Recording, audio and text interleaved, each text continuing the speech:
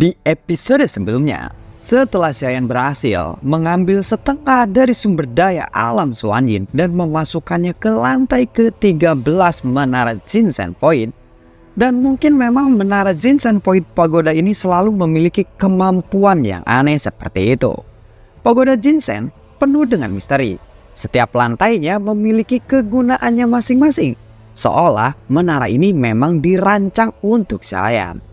Setiap lantai terbuka jika Xiaoyan meningkatkan kekuatannya, dan setiap lantai yang baru terbuka adalah suatu solusi untuk setiap permasalahan Xiaoyan.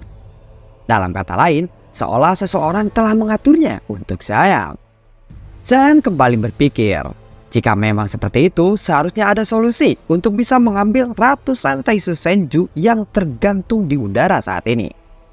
Sumber daya yang terkandung di dalam Taisu Senju sangatlah banyak dan pastilah sangat berguna. Sangat disayangkan jika dia tidak bisa mengambilnya. Saat ini sudah tidak ada satu orang pun dari dunia Taisui yang tersisa di sini. Namun Xiaoyan ingat bahwa dari sekian banyak armor dewa palsu yang dia miliki atau dia rebut, ada beberapa armor yang sebelumnya digunakan oleh para petinggi dunia Taisu yang mungkin bisa untuk mengendalikan Taisu Senju yang tersisa ini. Kemudian Xiaoyan mencoba untuk menggunakannya dan mengirimkan sinyal kepada 4 Taisu Senju yang sebelumnya telah diambil oleh Xiaoyan. Kali ini dia mencoba apakah keempat Taisu Senju itu akan mematuhi perintahnya atau tidak, setelah Xiaoyan menggunakan salah satu armor yang digunakan para petinggi dunia Taisu.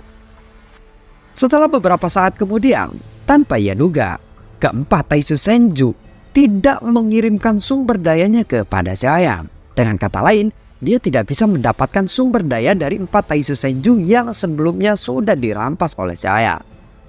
Kemudian Xiaoyan pun lalu berkata, "Tunggu dulu, sialan. Sepertinya Taisu Senju ini memiliki tingkat keamanan yang sangat kuat. Aku tidak bisa mendapatkan sumber daya mereka dengan mudah jika seperti ini." Memang benar, mereka memiliki kemampuan atau segel di dalam tubuh mereka. Jika batasan itu dilanggar secara paksa, para Taisu Senju itu mungkin akan menghancurkan diri mereka sendiri. Dan begitu mereka menghancurkan diri mereka sendiri, kekuatan mereka tidak dapat dibayangkan. Dan wilayah ini juga mungkin tidak dapat menahan hasil dari ledakan ratusan Taisu Senju seperti itu, ucap dari sang permaisuri yang melihat usaha Xiaoyan untuk mengambil sumber daya dari ratusan Taisu Senju. Saat mendengar itu, Xiaoyan pun sedikit menyerengit. Dia lalu berkata, "Lalu, apa yang harus aku lakukan sekarang?" Xiaoyan tidak pandai dalam hal membobol tingkat keamanan ataupun segel. Disinilah peran Dongyan tentunya seharusnya ada. Namun, dia melihat ke sekelilingnya dan dia tidak menemukan Dongyan. Saat dia berada di dalam bahaya sebelumnya, dia tahu Dongyan telah menolongnya. Dengan kata lain, dia pasti mengetahui apa yang terjadi kepada Xiaoyan. Namun bagaimana caranya agar Xiaoyan bisa membuat Dongyan muncul kembali di sini? "Dongyan, aku harus pergi sekarang, menuju ke arah dunia Senki. Cepatlah kembali jika kamu ingin kembali bersamaku ke dunia Senki." Xiaoyan lalu bergumam di dalam hatinya. Dia tahu bahwa Dongyan pasti mendengarnya. Kalau tidak, itu tidak akan muncul ketika Xiaoyan bertarung dengan Suca sebelumnya. Jika kalian pernah ingat, Xiaoyan dalam keadaan bahaya, Dongyan lalu memunculkan kekuatan dari cincin penyimpanannya. Secara tidak langsung, Dongyan mengetahui ketika Xiaoyan di dalam bahaya. Setelah Xiaoyan mengucapkan kata-kata itu, terlihat permaisuri sedikit kebingungan. Xiaoyan segera melihat ke arah kelompok Jiuying dan keempat binatang legendaris. Keempat binatang legendaris itu lalu berubah menjadi seberkas cahaya dan menghilang. Jiuying, Demon Beast, Blood Scale Dragon, dan juga Sukun, mereka melesat. Xiaoyan mengumpulkan mereka semua ke dalam ruangan Lingsu di lantai ke-12. Semuanya yang terjadi di sini telah berakhir sekarang. Xiaoyan hanya perlu memikirkan cara untuk mengambil sumber daya dari ratusan Taisu Senju yang tergantung di udara. Namun sudah jelas, tanpa adanya Dongyan, dia sama sekali tidak akan bisa untuk mengambil sumber daya mereka. Jika dia memaksa menembus batasan Taisu Senju sekarang tanpa adanya Dongyan, dia harus menerima konsekuensinya, apa yang akan terjadi dan apa yang telah dikatakan oleh sang permaisuri sebelumnya. Tidak ada cara lain selain menunggu Dongyen kembali. Namun itu akan memakan waktu yang sangat banyak. Dan Seayan harus segera kembali ke dunia Zenki. Seayan sendiri tidak tahu kapan pastinya Dongyen akan muncul. Pada saat ini Seayan sedikit menyeringgit lagi. Matanya tiba-tiba melihat ke arah kejauhan. Dia teringat sesuatu. Hampir saja dia melupakannya.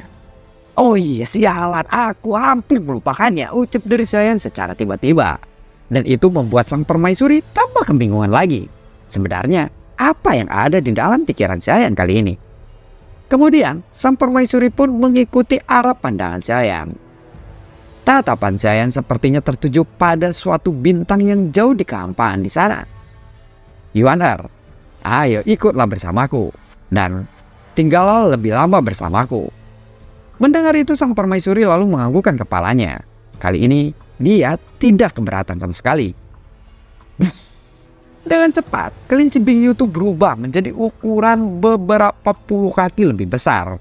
Ya, meskipun permaisuri belum menyuruhnya, namun Bingyu ini sangatlah cerdas. Dia tahu kapan dia dibutuhkan oleh sang permaisuri. Kemudian sang permaisuri dan juga Seayan terbang menuju punggung Bingyu, dan mereka berubah menjadi seberkas cahaya pelangi melesat membelah kehampaan. Sementara itu, orang-orang dari Istana Dewa Berburu yang tersisa tidak lagi mengatakan apa-apa. Mereka sebenarnya mengerti apa yang telah terjadi saat ini. Mereka tahu bahwa tuan istana mereka sepertinya telah dikalahkan, dan Seayan mengembalikan esensi darah dan juga jiwa mereka. Jadi, mereka mengerti bahwa sebenarnya Seayan telah mengampuni mereka dan membiarkan mereka untuk segera pergi dari sana. Sementara itu, pasukan Blazing Army yang tersisa, tidak satupun dari mereka bertindak tanpa perintah sang permaisuri. Ya, walaupun mereka masih bersiap-siap dengan segala kemungkinan terburuknya. Sementara itu di suatu tempat, terlihat sebuah cahaya melesat membelah langit di sana. Terlihat ada dua segel bintang bersinar yang terang di antara halis sosok ini.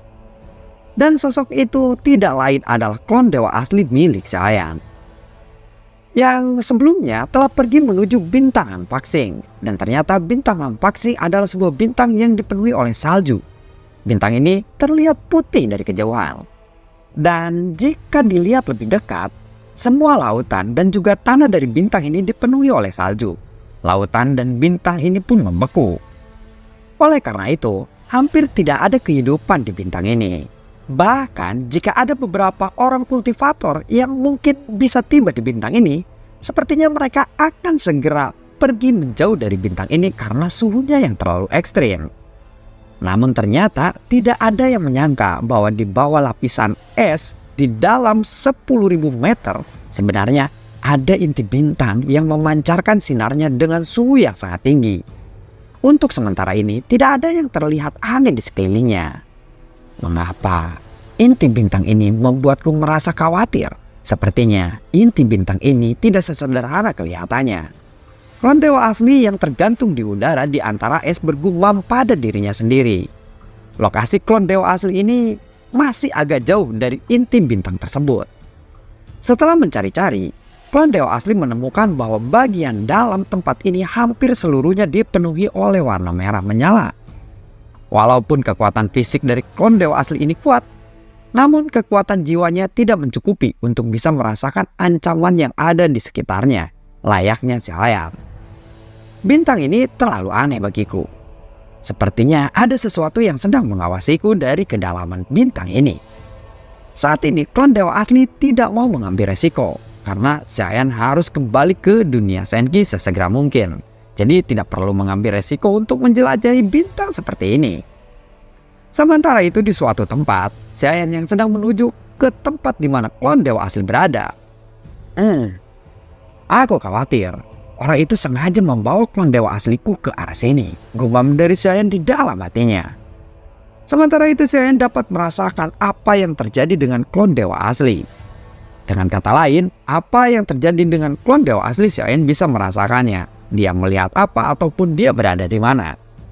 Setelah Seayan mengatakan ini, klon dewa asli segera berbalik dan bersiap untuk menjauh dari tempat itu. Tetapi pada saat yang sama, dia merasakan vitalitas yang sangat menakutkan tiba-tiba datang dari area berwarna merah di depannya. ada sebuah tekanan yang membuat kecepatan klon dewa asli tiba-tiba melambat. Sudah kuduga, pasti ada sesuatu di dalam sana. Sepertinya itu adalah makhluk hidup penunggu bintang ini. Klon dewa asli segera berbalik untuk melihat ke dalam cahaya merah di sana. Dia pun terkejut saat melihat ternyata memang ada sosok makhluk di dalam inti bintang itu. Alasan mengapa klon dewa asli tidak mengambil tindakan adalah karena dia dapat merasakan esensi darah dari klon dewa asli sepertinya meningkat. Dan mungkin itu dapat membantu tubuh fisik klon dewa asli meningkat lagi jika dia berhasil menyerap inti bintang itu. Tatapannya kemudian menjelajahi dengan cermat untuk melihat apakah dia dapat menemukan sesuatu di sana atau tidak. Saudaraku, kemarilah. Ketika klon dewa asli melihat-lihat sekelilingnya, ada sebuah suara terdengar di bagian dalam sisi lain dari inti bintang tersebut. Tidak begitu jauh dari keberadaan klon dewa asli. Saudaraku, selamatkan aku. Aku akan memberikanmu segalanya yang aku miliki jika kamu menyelamatkanku. Aku akan sangat berterima kasih atas itu. Sepertinya suara itu adalah suara manusia. Namun klon dewa asli tidak segera menjawabnya. Dia merenung sejenak. Klon dewa asli terkejut karena ternyata masih ada orang yang bisa bertahan hidup di tempat seperti ini. Dan pastinya dia bukanlah orang sembarangan. Setidaknya dia memiliki kekuatan fisik yang setara dengan klon dewa asli. Saudaraku, jika kamu bersedia menyelamatkanku, aku memiliki banyak harta yang mungkin bisa aku berikan kepadamu. Selama kamu menyelamatkanku, aku bersedia memberikan semuanya kepadamu, ucap dari suara itu lagi. Suara itu terdengar lama. Dari situlah klon dewa asli menebak-nebak. Sepertinya orang itu sudah terjebak dalam waktu yang lama di tempat ini. Suara itu terus terdengar memanggil-manggil klon dewa asli. Tetapi klon dewa asli tidak bergeming sedikit pun. Dia tidak mengatakan sepatah kata pun untuk menjawab pertanyaannya. Tetapi dia terus melangkah maju untuk mencari sumber suara itu. Setelah hampir setengah jam, klon dewa asli dapat memastikan bahwa lapisan berwarna merah itu sepertinya mengelilingi inti bintang ini. Dan lapisan merah itu memancarkan cahaya merah yang sangat panas. Dan memang sepertinya tempat ini dirancang khusus agar tidak ada seorang pun yang berani mendekati inti bintang itu. Tempat ini memang aneh, tetapi jika aku tidak mengambil risiko, aku khawatir akan sangat sulit mengetahui apa yang sebenarnya terjadi di sini. Kekuatan energi bintang ini adalah kesempatan terbaik untuk mendapatkannya. Dan sepertinya tubuhku akan begitu meningkat kekuatannya jika aku berhasil menyerapnya. Saat telapak tangan klon dewa asli menyentuh kekuatan inti bintang itu, gelombang merah di sekitarannya mulai bergejolak dan menyerbu ke arah klon dewa asli. Klon dewa asli segera meninju gelombang-gelombang merah itu yang melesat ke arahnya. Aneh sekali, gumam dari klon dewa asli. Meskipun aku tidak merasakan napas kehidupan apapun dari gelombang merah ini, tetapi tempat ini memang mengandung vitalitas dan darah yang sangat agung. Warnanya semerah darah. Sepertinya itu bukan batu kristal. Aku tidak tahu apa yang membuat gelombang merah itu menyerangku. Klon dewa asli terus bergumam di dalam hatinya sambil memikirkan bagaimana caranya gelombang-gelombang itu seperti memiliki kecerdasannya sendiri untuk menyerang klon dewa asli. Dia merasa selama dia terkena oleh warna merah itu, tubuhnya pasti akan rusak dan hancur. Klon dewa asli segera meningkatkan tubuh fisiknya ke level tertingginya. Kemudian dia dengan cepat mundur menjauh dari cahaya merah itu. Namun cahaya merah sebelumnya menyerang klon dewa asli masih tetap mengejarnya. Dan menyebabkan tebing es tempat klon dewa asli bersembunyi hancur seketika. Melihat daya hancur yang dihasilkan oleh cahaya merah tersebut sangatlah luar biasa, klon dewa asli segera melesat lagi menjauh dari tempat itu. Meskipun dia tidak mengetahui apa yang sebenarnya terjadi dan apa sebenarnya warna merah yang menyerangnya itu, namun kekuatan yang terkandung di dalamnya benar-benar bisa merusak tubuh klon dewa asli. Kemudian dia mengamati cahaya merah yang mengelilingi bintang tersebut. Dia lalu menemukan ada cahaya keemasan yang terkandung di dalam inti cahaya tersebut. Cahaya emas itu sama persis dengan esensi darah klon dewa asli. Tunggu dulu, mungkinkah Shen yang melihat lewat penglihatan klon dewa asli sepertinya menyadari sesuatu hal. Kemudian dia mengeluarkan darah esensi klon dewa asli lewat jari-jarinya, dan lalu dia menempelkannya ke cahaya merah yang menyelimuti inti bintang tersebut. Shen dapat merasakan firasat sepertinya hal buruk akan terjadi setelah itu. Jadi, tanpa sadar dia mundur sejauh 100 kaki. Dan benar saja, setelah Shen menyentuhkan darah klon dewa asli kepada cahaya merah itu langsung runtuh. Dan tampak warna keemasan yang muncul dari inti bintang tersebut. Shen yang sabar-sabar melihat warna emas sangatlah familiar baginya. Saat ini aku bahkan merasakan aura yang terkandung di dalamnya. Setetes darahnya sendiri langsung bisa meruntuhkan cahaya merah yang tadinya mengelilingi inti bintang itu. Seperti dugaanku. Cahaya merah itu adalah sebuah pelindung atau segel yang diciptakan untuk menyegel cahaya emas yang terkandung di dalamnya. Dan sesuai tebakan saya, warna emas yang terkandung di dalam inti bintang itu adalah esensi dari darah klon dewa asli. Namun sepertinya esensi itu lebih kuat dari esensi darah klon dewa asli miliknya. Shen menebak, sepertinya darah esensi yang terkandung di dalam cahaya merah itu adalah milik klon dewa asli setidaknya berkekuatan bintang 9 ataupun lebih. Dan dengan kata lain, bintang 9 bukanlah akhir dari kultivasi dari klon dewa asli. Mungkin kekuatan dari klon dewa asli sebenarnya jauh dari dugaan Shen selama ini. Berikan kepadaku, berikan kepadaku. Tiba-tiba sebuah suara terdengar di telinga klon dewa asli. Suara itu sama persis dengan suara sebelumnya yang memanggil-manggil klon dewa asli. Berikan tubuh itu kepadaku, ucap dari suara itu lagi. Darah emas yang mengalir keluar dari dalam inti bintang tersebut lalu berubah menjadi sebuah kepalan tangan dan meraih klon dewa asli. Namun tiba-tiba cahaya merah yang sebelumnya menyelimuti darah emas itu tiba-tiba menarik kembali darah emas itu untuk masuk kembali bersamanya. Darah emas itu sepertinya berada di dalam kendali energi merah tersebut. Lalu kemudian energi merah tersebut mengelilingi esensi darah klon dewa asli lagi. Jangan pergi, jangan pergi. Kamu dan aku sama-sama klon dewa asli. Namaku adalah Tianhe. Seharusnya kamu mengenaliku. Suara itu kemudian terdengar kembali. Kali ini sosok klon dewa asli tidak mempedulikan suara itu. Dia berusaha untuk menjauh dari tempat itu. Pantas saja darah di tubuh Tianhe yang sudah terkuras sebelumnya. Sekedar info, Shen pernah bertemu dengan Tianhe atau klon dewa asli berkekuatan 5 bintang di dahinya. Nah, itu adalah klon dewa asli primordial yang berbintang 5. Namanya itu adalah Tianhe. Karena esensinya berkurang, ternyata esensi darah klon dewa asli berbintang 5 itu telah dikuras di sini. Kemudian dia melihat lagi ke arah sekelilingnya. Lingkungan bintang ini sangatlah ekstrim, bahkan sama sekali tidak ada tumbuh-tumbuhan yang hidup di sini. Itu sepertinya dikarenakan karena badai dan suhu yang ekstrim dari bintang ini. Dan kebetulan darah klon dewa asli lemah terhadap suhu yang ekstrim ataupun dingin. Jadi keberadaan darah klon dewa asli di sini mungkin bukan suatu kebetulan. Pasti ada seseorang yang sengaja mengelola darah klon dewa asli di sini. Meskipun darah Tianhe adalah darah klon dewa asli yang kuat, seharusnya darah itu tidak begitu kuat seperti ini. Kekuatan dari darah ini cukup kuat untuk bisa menghancurkan klon dewa asli.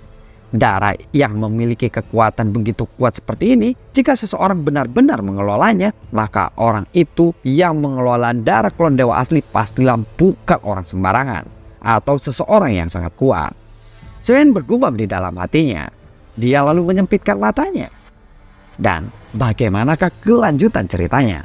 Siapakah yang mengelola klon dewa atau darah klon dewa asli di inti bintang ini? Nantikan video gue berikutnya dan semoga sehat selalu untuk kalian. Gue juga tidak lupa untuk selalu ucapin terima kasih banyak untuk kalian semua yang sudah mendukung channel ini dari dulu hingga saat ini.